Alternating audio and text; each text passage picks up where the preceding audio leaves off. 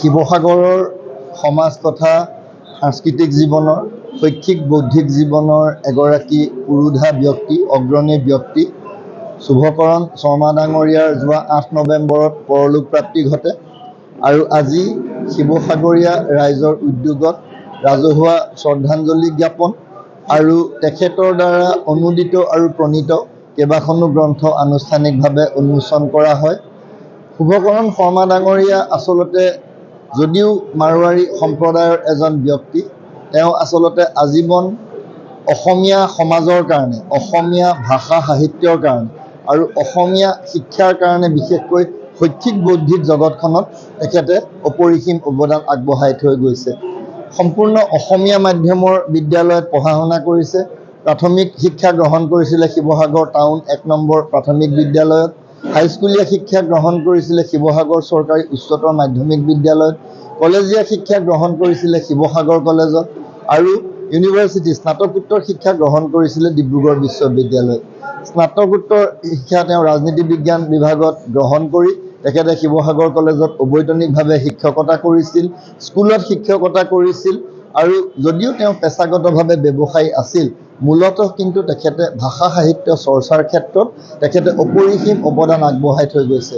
প্ৰায় 25খনৰো তেওঁৰ মৌলিক গ্ৰন্থ আৰু অনুবাদ গ্ৰন্থ আছে আৰু আজি তেখেতৰ প্ৰয়াত হোৱাৰ পিছত পৰলোকপ্ৰাপ্তিৰ পিছত আজি এই ৰাজহুৱা শ্ৰদ্ধাঞ্জলি অনুষ্ঠানতো 5খনকৈ তেওঁৰ গ্ৰন্থ আজি আমি অনুদিত গ্ৰন্থ আৰু মৌলিক গ্ৰন্থ আজি আমি আনুষ্ঠানিকভাৱে উন্মোচন কৰিছোঁ।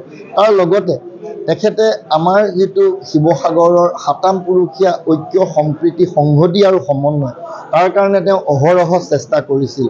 তেখেত শিৱসাগৰ কলেজ, পিয়লি ফুকন ষ্টেডিয়াম, শিৱসাগৰ নাট্য মন্দিৰ, একল বিদ্যালয়, সুন্দৰমল বিদ্যালয়, শিৱসাগৰ লায়ন্স ক্লাব, শিৱসাগৰ ক্ৰীড়া সন্থা, এই সকলোবিলাকৰ লগত তেওঁ আজীৱন জড়িত হৈ আছিল আৰু বিভিন্ন পদবীত সাধাৰণ সদস্য, কাৰ্যকৰী সদস্যৰ পৰা সভাপতি পদলৈকে তেওঁ 15-20-25 বছৰো অধিক সময় তেওঁ কাৰ্যনিৰ্বাহ কৰিছিলে। কৰি পেলাই তেখেতে শিৱসাগৰৰ সমাজ জীৱনলৈ, সামগ্ৰিকভাৱে সমাজ জীৱনলৈ যিখিনি অৱদান আগবঢ়াই থৈ গ'ল সেইখিনি সঁচাকৈয়ে শলাগিবলগীয়া, অনুকৰণীয়। মই খালি এয়া পাহতে এটা কথা ক'ব খুজিছোঁ যে শেহতীয়াভাৱে আমাৰ ক'ৰবাত আমি দেখোঁ যে অনাহূত কিছুমান সংঘাতৰ সৃষ্টি হয়, অনাকাংক্ষিত কিছুমান আমাৰ অসূয়া অপ্ৰীতিৰ সৃষ্টি হয়। আমি যদি সঁচা অৰ্থত শুভকৰণ শৰ্মাৰ দৰে ব্যক্তিত্বৰ প্ৰতি শ্ৰদ্ধাঞ্জলি জ্ঞাপন কৰিব বিচাৰোঁ, তেতিয়াহ'লে তেওঁৰ জীৱনকালত তেওঁ কি কৰি থৈ গৈছে, তেওঁৰ কৰ্ম আৰু আদৰ্শৰাজিৰ কিন্তু অনুকৰণ আৰু অনুৰণনৰ প্ৰয়োজনীয়তা আছে। কাৰণ তেখেতে জন্মসূত্ৰে মাৰোৱাৰী সম্প্ৰদায়ত জন্ম হৈও বৃহত্তৰ অসমীয়া সমাজখনৰ কাৰণে যেনেদৰে অহোপুৰুষাৰ্থ কৰি থৈ গ'ল, যেনেদৰে বৰঙণি আগবঢ়াই থৈ গ'ল, সেয়া কিন্তু নতুন প্ৰজন্মই অকণমান অনুধাৱন কৰা উচিত।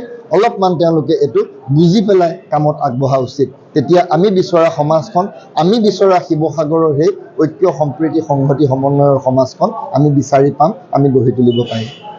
নমস্কাৰ, মই অজয় ফুকন আৰু এইখিনিতে সমূহ এনি ভাৰত চেনেলটোৰ যিসকল কৰ্মকৰ্তা আছে সকলোৰে মোৰ ফালৰ পৰা শুভেচ্ছা জ্ঞাপন কৰিছোঁ। অসমৰ আচলতে সংবাদ জগতত নতুনকৈ আচলতে এটি আত্মপ্ৰকাশ ঘটিছে আমাৰ নিউজ চেনেল এনি ভাৰত, আৰু এনি ভাৰতৰ এটা খুব ধুনীয়া এটা অনুষ্ঠান হ'বলৈ গৈ আছে। সকলোৱে জানে, আমাৰ সকলোৰে মৰমৰ হাৰ্টথ্ৰব জুবিন গাৰ্গৰ গানে কি আনে, আচলতে জুবিনদাৰ সেই গীতৰ আধাৰত আমাৰ হিৰুদাই লিখা সেই গীতটি গানে কি আনে, এই গানে কি আনে নামৰ এটি তেওঁলোকে সাংগীতিক ৰিয়েলিটি শ্ব' কৰিবলৈ গৈ আছে আৰু 15 আগষ্টৰ পৰা গোটেই আৰম্ভ হ'ব। প্ৰথম অডিশ্যন অসমৰ ধেমাজি জিলাত আৰম্ভ কৰিব। গতিকে সমূহ যিসকল প্ৰতিভা আছে, যিসকলে গান ভাল পায়, যিসকলে তেওঁলোকৰ নিজৰ প্ৰতিভা আচলতে দেখুৱাব বিচাৰে, এই ৰিয়েলিটি শ্ব'ত গানে কি আনে এই প্ৰতিযোগিতাত অংশগ্ৰহণ কৰক আৰু খুব ধুনীয়া আপোনালোকে সুবৰ্ণ সুযোগ লাভ কৰিব। লগতে ইয়াতে পুৰস্কাৰ আছেই, বিভিন্ন ধৰণৰ উপহাৰো আপোনালোকে লাভ কৰিব আৰু লগতে এগৰাকী প্ৰতিষ্ঠিত আচলতে এগৰাকী শিল্পী হিচাপে অসমৰ সাংস্কৃতিক জগত আপোনালোক প্ৰতিষ্ঠা লাভ কৰিব। গতিকে গোটেই অনুষ্ঠানটোলৈ মোৰ ফালৰ পৰা শুভকামনা থাকিল আৰু লগতে এই অনুষ্ঠানটোত আপোনালোকে অংশগ্ৰহণ কৰিব।